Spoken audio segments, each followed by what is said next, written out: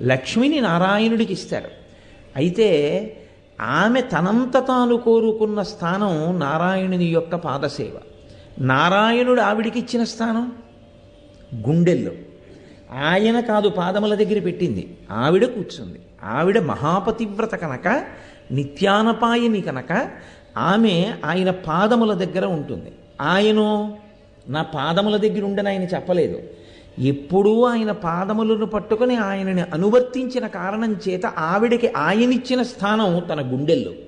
అందుకే లక్ష్మీం క్షీరసముద్రరాజతనయాం శ్రీరంగధామేశ్వరీం, ఆమె పరమేశ్వరుని యొక్క హృదయంలో కూర్చుని ఉంటుంది. అంటే ఏ స్త్రీ భర్తని అనుగమిస్తుందో, అనువర్తిస్తుందో, ఆయనని సేవిస్తుందో ఆమె ఆయన గుండెలలోకి చేరుతుంది. స్వాధీన వల్లభ. ఆమెని కాదు అని ఆయన ఏమీ చెయ్యలేడు.